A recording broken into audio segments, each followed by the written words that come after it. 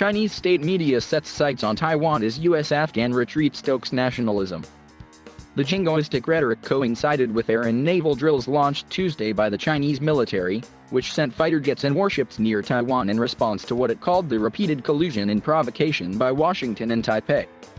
In recent years, China's ruling Communist Party has sought to present the US as a fading global power. And now, the return of the Taliban to the streets of the Afghan capital is being touted by state media as the death knell of US hegemony. The fall of Kabul marks the collapse of the international image and credibility of the US, a commentary from state news agency Xinhua said Monday. Following the blows of the global financial crisis and the COVID-19 pandemic, the decay of the American hegemony has become an undisputed reality. Its failure in Afghanistan is another turning point in that spiral fall, it added. The Global Times, a state-run nationalist tabloid, meanwhile, has repeatedly played up what it described as the unreliability of US commitment to its allies, suggesting the self-governing island of Taiwan could face the same fate as Afghanistan in the event of conflict with China. Taiwan and mainland China have been governed separately since the end of a civil war more than 7 decades ago, in which the defeated nationalists fled to Taipei. But the Chinese Communist Party views Taiwan, a democratic island of around 24 million people, as an inseparable part of its territory, despite having never controlled it. Once a war breaks out in the Taiwan Straits, the island's defense will collapse in hours and the US military won't come to help, the Global Times said in an editorial Monday.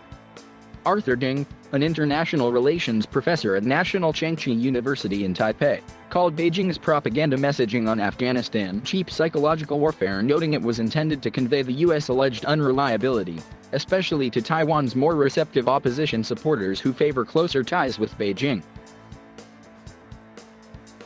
For decades, an uneasy status quo governed cross-strait relations. But under President Xi Jinping, China has increased military activity around the island, in response to what it considers to be growing calls for formal independence. Perhaps unsurprisingly, discussions have broken out across Taiwanese social media in recent days as to how the government in Taipei would respond in the event of a Chinese invasion, and whether the US would indeed come to the island's defense. So much so, that on Tuesday, Taiwan's premier publicly stressed the island would not collapse like Afghanistan if invaded. In a press conference, Premier Su Zhengchang appeared to confront the Chinese threats directly, saying Taiwan's leaders are not afraid of being killed or imprisoned by powerful countries that want to swallow up Taiwan using force. Politicians in Taiwan's ruling Democratic Progressive Party also dismissed attempts to draw parallels between Taiwan and Afghanistan, saying such comparisons are inherently fraught. If we're going to make Afghan comparisons, Taiwan survived that moment 40+ years ago. US troops left Taiwan in 1979 after recognizing the PRC when Li, a local ruling party official, wrote on Twitter, referring to China by abbreviation of its official name, the People's Republic of China. So no, Taiwan is not Afghanistan, he added. Kola Yotaka, spokesperson for Taiwan's presidential office, said the lazy comparisons ignore the realities of both countries and show little regard for the immense human suffering facing many in Afghanistan today. Despite formally switching diplomatic recognition from Taipei to Beijing, the US has remained a staunch ally of Taiwan, supplying the island with defensive weaponry under the terms of the decades-old Taiwan Relations Act, including a proposed $750 million arms sale announced earlier this month. In April, US President Joe Biden dispatched an unofficial delegation to Taiwan in a show of support for the island, according to a senior administration official and a State Department spokesperson. The State Department also announced in April that the agency had issued new guidelines for U.S. government interaction with Taiwan counterparts to encourage U.S. government engagement with Taiwan that reflects our deepening unofficial relationship.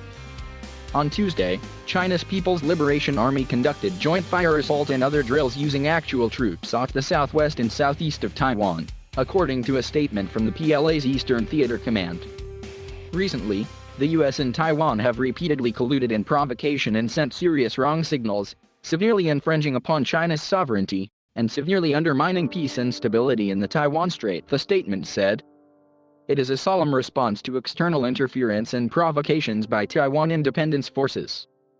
Though many have speculated the abrupt announcement of the PLA drills was likely timed to accompany Beijing's propaganda messaging in Afghanistan, Carl Schuster, a former director of operations at the U.S. Pacific Command Joint Intelligence Center, said the scale of the drills suggested some degree of prior planning, rather than being tied to a specific event.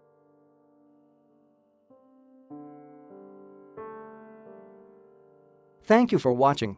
Please subscribe